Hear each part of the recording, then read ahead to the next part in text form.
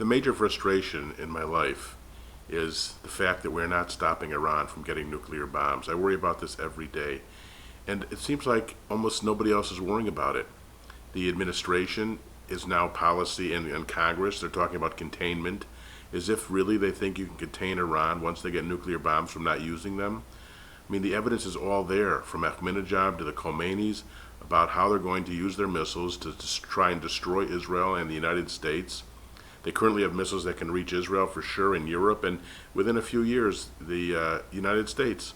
Not only that, but once they get nuclear bomb material, they can pack it in suitcases and send it to every city in the United States. You don't think they could smuggle it in here? You don't think that in 3 or 5 or 10 years that there'll be suitcase nuclear bombs killing 50,000 people each in Chicago, New York, LA, Miami, Philadelphia, and we are doing nothing about it? And this is all on Obama's watch. You know, I blame George Bush. He should have done something about it too, but he was exhausted after the beating he took from the media and the public on the Iraq war, and he should have fought Iran instead. And then Obama said the right war to fight was Afghanistan. He should have said it was Iran. Israel can't do it by themselves. They can do maybe one bombing run, but it has to be a sustained month or 2 month long bombing campaign by our B-52s to send Iran back to the Stone Age, to destroy their at least 26 different development sites.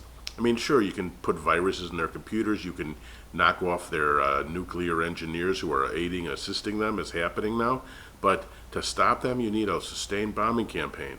Now, nobody wants war, everybody wants peace, but sometimes before there's peace, there has to be war. But think about the biblical predictions. Not that I necessarily believe the Bible is going to tell us what's in the news today. I know some people do. But about the battle at Armageddon between Gog and Magog on the fields of Megiddo. And the whole idea that there's going to be cataclysmic war before the peace comes. Well, it seems like that may have to be here true. I mean, there had to be World War I before there was peace, or World War II before there was peace. And now we're going to have to battle Islamic jihadism, and specifically Iran. And I've been told to stop making these videos, although I doubt the Iran Revolutionary Guard watches my YouTube videos. But it's so clear to me that this is the issue of the times. And I'm so disappointed in AIPAC and CUFI in this regard. Feels like this was our last chance. I've been going to these AIPAC conferences for years, and every year they say Iran's getting closer to a nuclear bomb. But at this conference too, they just talked about stepping up sanctions. And then I went to CUFI, and as I mentioned in my Christians United for Israel report video, that I asked the question from the floor. I said, these sanctions are a joke. Nobody believes they're going to work. So why don't we go to Congress? It's our last chance. Go to Congress and say, we've got a bomb. Nobody else is saying that in the whole world. And I was told that they discussed that, but that the discussion in Capitol Hill is about containment, so we had to move them off that agenda just to keep the military option on the table. Well, sorry, that's not good enough. We have to have a lot of loud voices in this country saying it's time to bomb. Now, I know there's consequences. I urge you to go to a website, www.kamalsaleem.com, Kamal Saleem. He's a former Sunni Muslim who was sent to the United States in the 90s to promote Muslim terrorist cells. And now he's turned into be a pro-Western, pro-Israel person testifying to their plans. You know there are Hezbollah agents, we were told by Israeli and American security, all over the United States. Who knows what they're waiting for? That we know that Hezbollah in Lebanon's got 60,000 missiles that they could set off. They're an Iranian surrogate. The Gaza missiles, Iranian surrogate. Iran might sink ships in the Gulf to stop the flow of oil. The price of oil may go catastrophically high if we bomb. Who knows what will happen, how terrible it could be.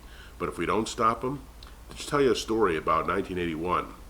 I was in Israel at the time when Menachem Begin sent the order to destroy the one nuclear factory in Iraq.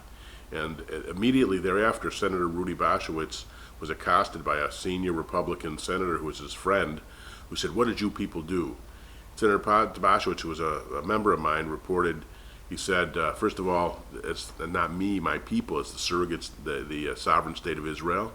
Second of all, I'm a United States Senator and not a representative of Israel.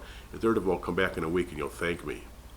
And according to the book Prime Ministers, by a main speechwriter for 4 Israeli prime ministers, that Dick Cheney said later that he was so grateful that Israel did that because the war with Iraq would have been far different if Israel had not bombed their nuclear facility.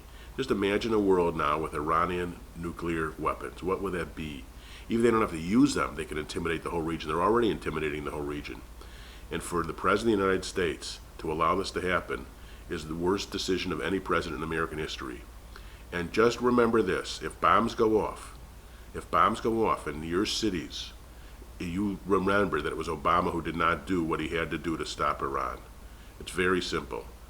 What do we have a military for? What do we have B-52s for, if not to stop the most aggressive, heinous nation in the world? They're right now in charge of OPEC. And so I don't know what else to do. I'm just one little guy.